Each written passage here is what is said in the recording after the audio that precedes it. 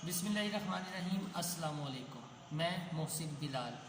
आपने देखा कि मौलाना फजल रहमान के मार्च में बिलावल भुट्टो जरदारी और सदर मुस्लिम लीग नून शहबाज शरीफ अपना ख़ताब कर चुके और बार बार उनकी जो तोपों का रुख था वो वज़ीर आज़म इमरान ख़ान और उनकी नाकाबिलियत की तरफ था। दूसरी जानिब आज ही वज़ीर आज़म पाकिस्तान इमरान ख़ान ने दो जगह ख़ताब किया और उन्होंने अपोजिशन को कम लतारा यानी शहबाज शरीफ, नवाज शरीफ या जरदारी को, लेकिन मौलाना फजल रहमान को वो सबसे ज़्यादा लतारते रहे। इससे एक बात तो तय हो गई कि इमरान ख़ान के असाब पर मौलाना फजल रहमान सवार हो चुके हैं और जो ये कह रहे थे कि मौलाना फजल रहमान आएँ बैठें, हुकूमत को इससे कोई फ़र्क नहीं पड़ता, या इमरान ख़ान जिस मिजाज की शख्सियत है उन्हें कोई फ़र्क नहीं पड़ता। यकीनन इमरान ख़ान को कोई फ़र्क नहीं पड़ता और पड़ना भी नहीं चाहिए, और इस तरह धरनों से किसी का इस्तीफ़ा आना भी नहीं चाहिए। लेकिन रियासत को फ़र्क ज़रूर पड़ता है, रियासत पाकिस्तान को फ़र्क ज़रूर पड़ता है। लेकिन एक बात जो हैरान कुन है कि आपने धरना दिखाने पर तो खुद साख्ता सेंसरशिप लगाई हुई है तमाम मीडिया ने, लेकिन जितने करंट अफेयर्स के प्रोग्राम हैं वो मौलाना फजल रहमान के धरने को लेकर ही हो रहे हैं, तो ये कैसी पाबंदी है।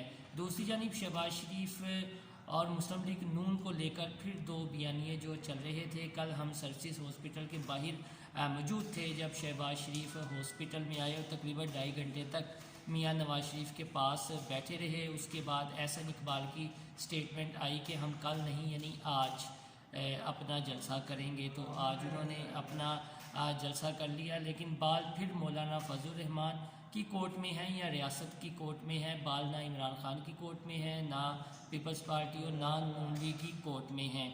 और कुछ पावरफुल जो ममालिक हैं जिनके सफारतखाने इस्लामाबाद में हैं वो काफ़ी ज़्यादा इस चीज़ को लेकर मुतहर्रक हो चुके हैं। FATF का मामला है और दुनिया को ये भी दिखाया जाएगा कि पाकिस्तान में जो मजहबी इंतहा पसंदी है वो फिर ज़ोर पकड़ रही है। जबकि जहाँ तक मौलाना फजल रहमान की बात है तो उन्होंने हमेशा जमहूरी दायरा कार में रहकर वो जमहूरियत का हिस्सा भी बने हैं, इलेक्शन भी लड़े हैं। तो हुकूमत को इस सिलसिले में थोड़ा सा संजीदगी से सोचना चाहिए कि किसी पर गद्दारी के फतवे ना लगाएं। ये मामला ऐसा है कि जिसे पार्लियामेंट में भी हल किया जा सकता है।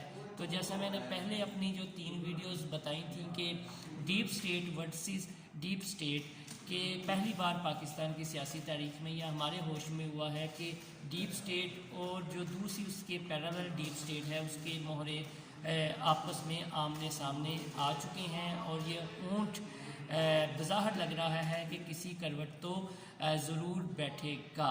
लेकिन इसमें जो अमेरिका समेत दीगर सफारत खाने हैं जो उनकी मुदाखलत है वो काफ़ी हैरान कुन है। और बताया ये जा रहा है कि शहबाज शरीफ अपने खिताब के बाद उजरत में वहाँ से रवाना हुए और एक गैर मुल्की सफारत खाने के सफ़ीर से मिले, जिसके बाद जो हुकूमती हलके हैं उनमें एक थरथली सी मची हुई है। उनके भी जो असाब पर ये धरना जो सवार है वो होता हुआ दिखाई दे रहा है।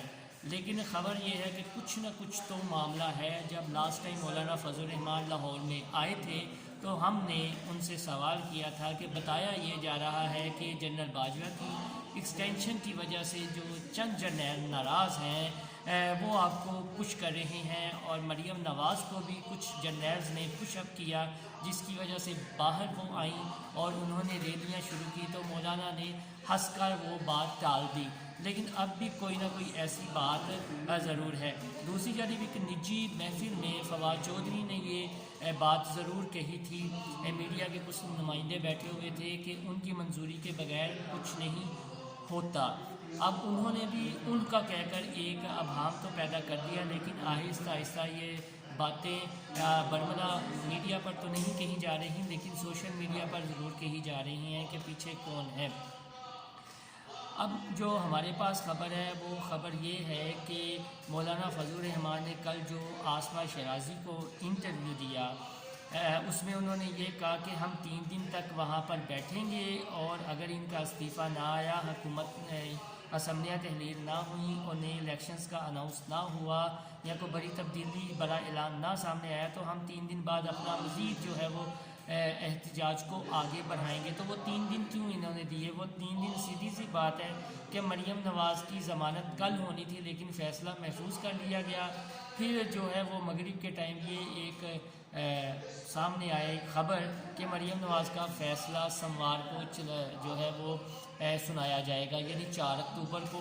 تو آپ دیکھ لیں کہ مولانا نے بھی 3 دن کا ٹائم دیا ہے اور مریم نواز کا فیصلہ بھی سوموار کو جو ہے وہ آنا ہے کہ آیا ان کی ضمانت ہو پاتی ہے یا نہیں۔ دوسری جانب 1 ہفتہ ہو جائے گا، جبکہ نواز شریف کو صحت کی بنیادوں پر ضمانت جو ہے وہ 8 ہفتوں کے لیے ملی ہے۔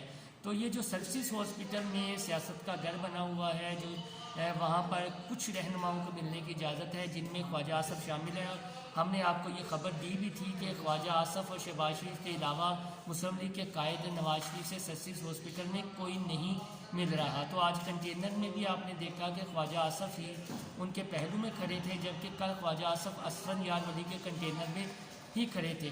تو نواز شریف کو کچھ منانے کی باتیں کی جا رہی ہیں، لیکن اگر وہ باہر چلے بھی جاتے ہیں تو ان کی خاموشی 2 سے 3 ماہ تک ہوگی، اس سے زیادہ وہ خاموش نہیں رہیں گے۔ مریم نواز بھی خاموش نہیں رہے گی، اور یہ جو بار بار مسلم لیگ نون مڈ ٹرم الیکشن کا اعلان کر رہی ہے، احسن اقبال نے بھی یہ کہا ہے، تو اس کی بھی خبر یہ ہے کہ یہ اگلے بجٹ تک معاملہ جو ہے وہ جا سکتا ہے۔ اگر اگلے بجٹ تک یہ معاملہ نہیں جا سکتا تو جو یہ ترانا چاہ رہے ہیں کہ مولانا آ رہا ہے، مولانا آ رہا ہے، مولانا نہیں آ رہا، بلکہ یا تو ہلاکو خان آ رہا ہے یا پھر مارشل لا آ رہا ہے۔ یہ آپ میری بات بالکل لکھ کر رکھ لیں کہ یہ تمام چراغ گل ہوں گے، اور جتنی ریاستیں اپنے اندر ریاستیں بنی ہوئی ہیں ان کا خاتمہ ہوگا، اور یہ فیصلہ ہوگا کہ deep state versus deep state میں کون ڈومیننٹ رہتی ہے۔ خدا حافظ۔